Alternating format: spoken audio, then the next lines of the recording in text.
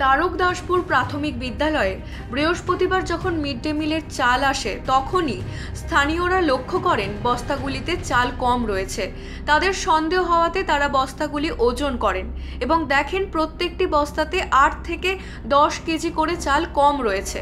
এমতো অবস্থায় কোতোয়ালি থানার পুলিশকে খবর দিলে তারা এসে ভ্যান গাড়িটিকে নিয়ে যায় থানায় এবং জিজ্ঞাসাবাদের জন্য আটক করে ভ্যান চালককে। ওই ভ্যান চালকের নাম দীপঙ্কর মণ্ডল, তার বয়স 32 বছর, বাড়ি আশারনগর গোড়া পীরতলা এলাকায়। স্থানীয়দের দাবি এইভাবে চাল কম দিয়ে মিড ডে মিল থেকে চাল চুরি করা হয়। অবিলম্বে প্রশাসন আইনত ব্যবস্থা গ্রহণ করুক। বর্তমানে মুখ্যমন্ত্রী মমতা বন্দ্যোপাধ্যায় জানিয়েছেন যে বিভিন্ন জায়গায় যে মিড ডে মিলটা যাতে ঠিকঠাকভাবে হয়, কোনো জায়গায় গাফিলতি না হয়, সেখানে এই ধরনের একটি চাঞ্চল্যকর তথ্য, যেখানে যে চাল সেই চাল অনেকটাই কম।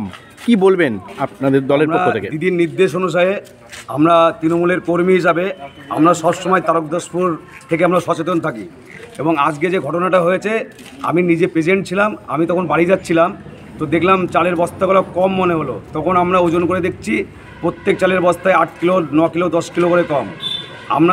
আমার সরকারকে বদনাম করার প্রচেষ্টা হচ্ছে একটা। আমাদের দিদি বলে দিয়েছে যে কোনো বেনিয়ম বরদাস্ত করা হবে না। আমরা তার সৈনিক হিসাবে আমরা প্রত্যেক স্কুল এবং প্রত্যেক তৃণমূল কর্মীকে বলছি, সব স্কুলে আপনারা যাবেন এবং ওজন করে নেবেন। কিছু কিছু ডিস্ট্রিবিউটার আছে যারা আমাদের সরকারকে বদনাম করার জন্য এই প্রচেষ্টাগুলো চালিয়ে যাচ্ছে।